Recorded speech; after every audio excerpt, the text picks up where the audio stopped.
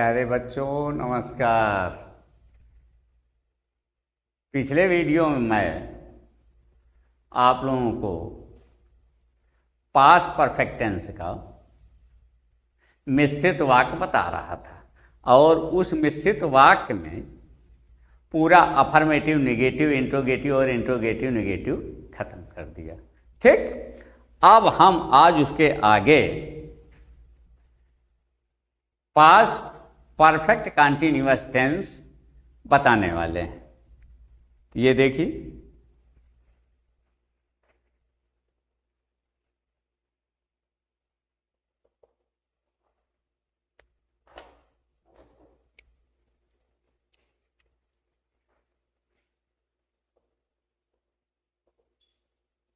Past perfect continuous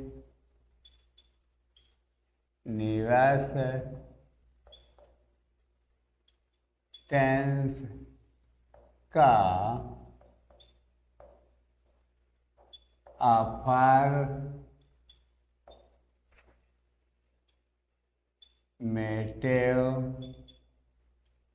sentence. ठीक,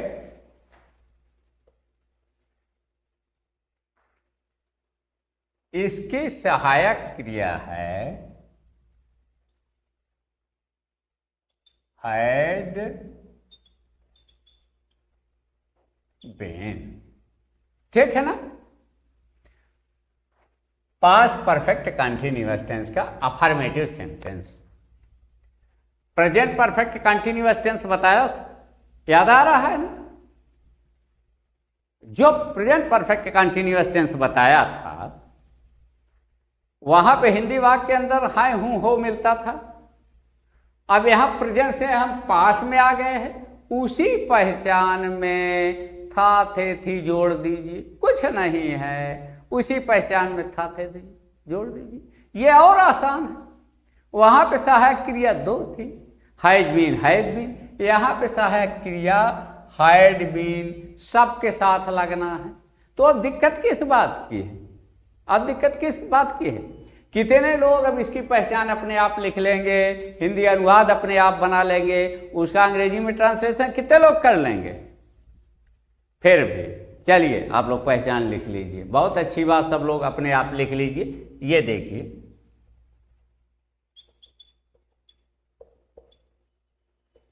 पहचान। जब प्रेजेंट परफेक्ट कंटीन्यूअस टेंस पढ़ा रहा था तब भी इसकी पहचान दो बताया था और उसका अनुवाद बनाने के नियम भी दो बताया था। पास्ट परफेक्ट कंटीन्यूअस टेंस है, इसकी भी पहचान दो। पहली वाली पहचान क्या, देखिए, ये एक नंबर हम डाल दिया,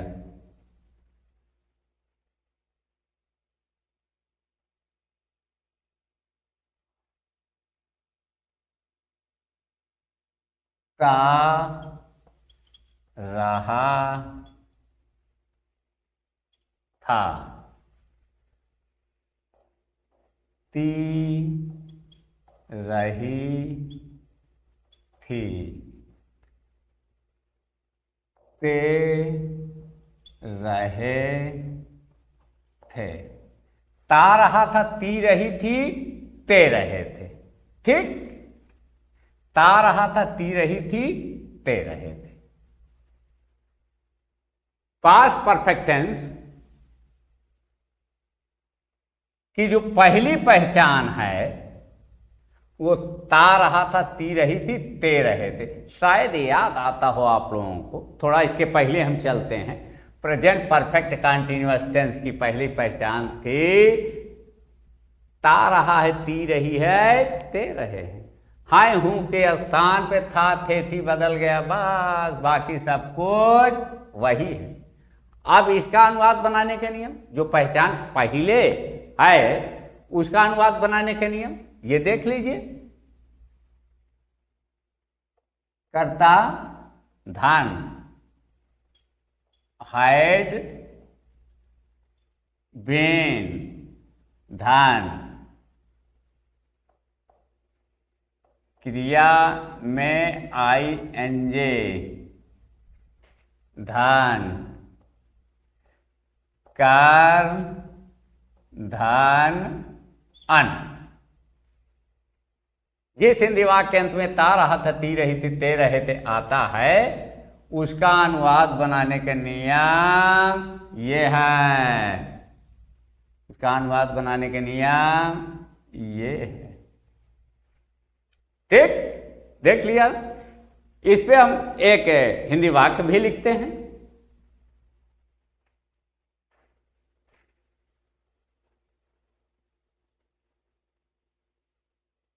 वह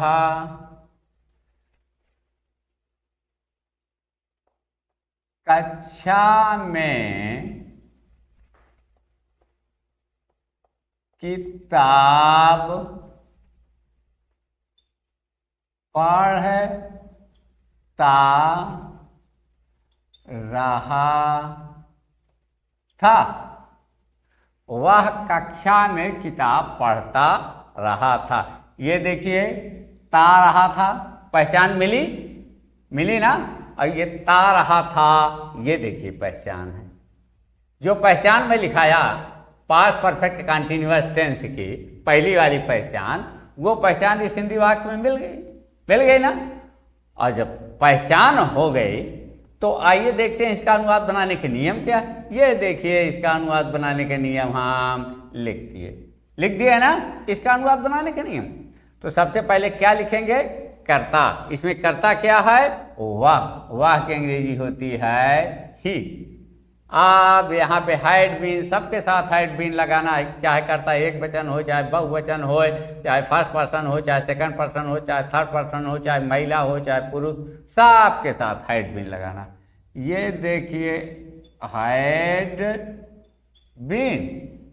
अब क्रिया में ING, वही पढ़ शब्द है ना, पहचान के ठीक पहले वाला शब्द क्रिया होता है। पढ़ शब्द है ना, पढ़, वही पढ़ना वाला, रीड, READ। लेकिन यहाँ पर क्रिया में ING लगा है, तीसरी में ING। तो he had been reading, he had been reading. ये देखिए कर्ता आया, हैड बीन आया, ये क्रिया में ING आए। अब क्या? किताब, बुक, कक्षा में, इन द क्लास। ठीक, कहीं दिक्कत? ता रहा था, थी रही थी, ते रहे थे। कहीं दिक्कत हो तो बता दो, कहीं दिक्कत हो तो बता दो। पास्ट परफेक्ट कंटीन्यूअस टेंस की पहली पहचान ये। अब दूसरी पहचान भी देख लीजिए दूसरी पहचान है जिस हिंदी वाक्य के अंत में, पहचान नंबर 2, पहचान 2। ठीक है, पहचान 2। रहा था, रही थी, रहे थे। ठीक, आज शब्दों के साथ क्या हो? समय। आज शब्दों के साथ क्या हो? समय। रहा था, रही थी, रहे थे। ठीक है ना। यहाँ पे ता रहा था, ती रही थी, ते रहे थे। अंतर समझ में आ रहा है पढ़ने में ना। और यहाँ पे सीधे रहा था, रही थी, रहे थे। आज शब्दों के साथ क्या हो? आज शब्दों के साथ समय हो। आज शब्दों के साथ क्या हो? समय हो। ये समय लिख दिया। और ये समय क्या है? 2 दिन, 4 दिन, 2 घंटे, 4 घंटे, आज, कल, सोमवार, मंगल, जनवरी, फरवरी, 2090, 2020, ये सब समय है। ठीक, यही सब समय है। अब इसका अनुवाद बनाने के नियम देख लेते हैं। ठीक, इसका अनुवाद बनाने के नियम क्या है? सबसे पहले कर्ता धन हैड बीन, चूंकि सबके साथ हैड बीन लगना है, कर्ता चाहे जैसे हो, एक शब्द है, ठीक है ना। हैड बीन, धन क्रिया में ING, धन कर्म, धन सेंस या फॉर, धन समय। ये देखा ना, इसका अनुवाद बनाने का नियम, इसका अनुवाद बनाने का नियम। ये देखिए इसका अनुवाद बनाने का नियम। किस वाले का अनुवाद बनाने का नियम ये है?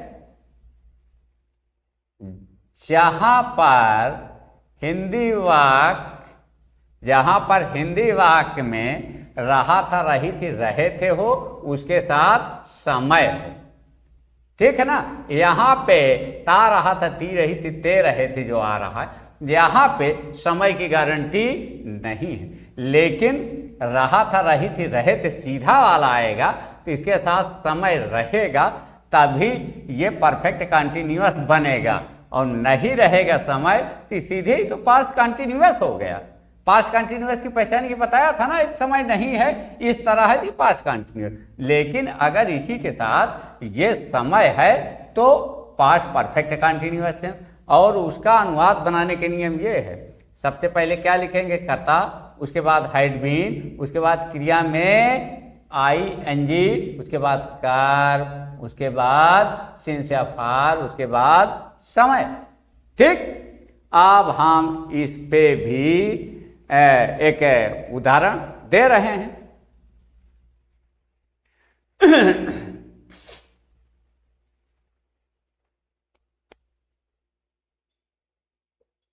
लड़के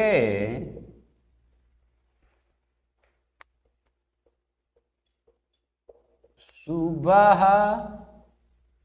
से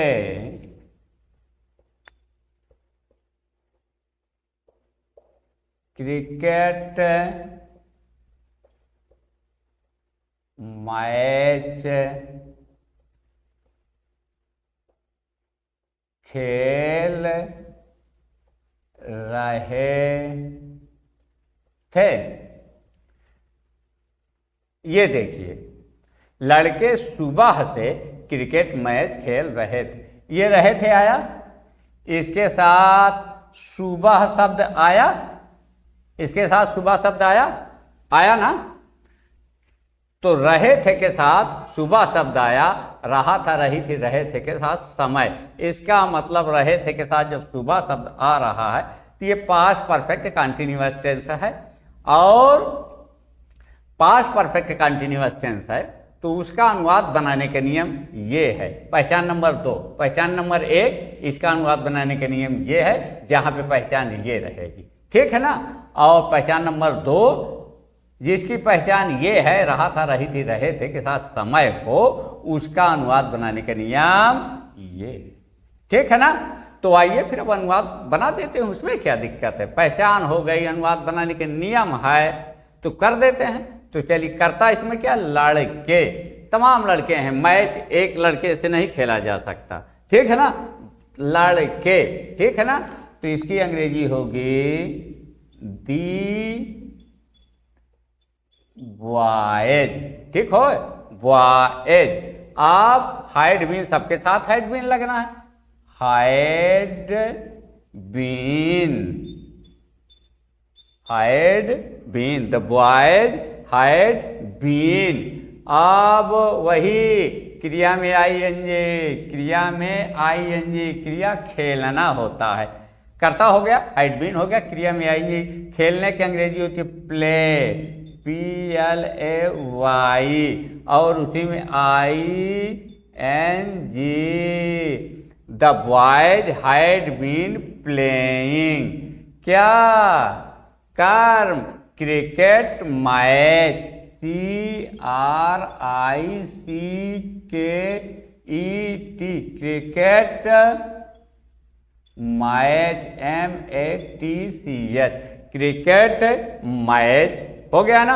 अब सिंस या फार, निश्चित समय के लिए सिंस, अनिश्चित समय के लिए फार। सिंस और फार का प्रयोग जब मैं प्रेजेंट परफेक्ट कंटिन्यूअस पढ़ा रहा था बहुत अच्छा पढ़ाया था और लिखाया भी था कि सिंस कहाँ पे लगेगा, फार कहाँ पे लगेगा। तो ये बता चुका हूँ ना कि निश्चित समय के लिए सिंस। तो निश्चित समय होता क्या है, पॉइंट ऑफ टाइम 2 बजे, 4 बजे, 6 बजे, 8 बजे, 10 बजे, ये निश्चित समय होता है। और अनिश्चित इसी को उसमें क्या होता है, 2 घंटे, 4 घंटे, 6 घंटे, ये अनिश्चित होता है। सुबह, दोपहर, शाम निश्चित समय होता है। सोमवार, मंगलवार, बुधवार, बृहस्पतिवार ये निश्चित समय होता है। जनवरी, फरवरी, मार्च, अप्रैल में ये निश्चित समय होता है। तो यहाँ पे सुबह से ये निश्चित समय है, सुबह से ये निश्चित समय है। तो इसके लिए क्या लगेगा, सेंस, SINCE, सेंस। और फिर समय, सेंस सुबह की अंग्रेजी होती है मॉर्निंग, ठीक है ना। ये देखिए यहाँ पे इसको हम लिख देते हैं मॉर्निंग, ठीक। तुम्हारा अनुवाद क्लियर हो गया। आप कोई दिक्कत, सब इसको तो मैं बहुत पहले प्रेजेंट परफेक्ट कंटिन्यूअस में खूब विधिवत बताया था। यहाँ पर भी दोनों की पहचान बताया, दोनों का अनुवाद बनाने के नियम बताया, दोनों पे हिंदी वाक्य लिखा और उसके अनुवाद बनाने के नियम के अनुसार ये दोनों हिंदी वाक्य का अंग्रेजी में ट्रांसलेशन किया, ठीक। कहीं कोई दिक्कत किसी को? चलिए, धन्यवाद।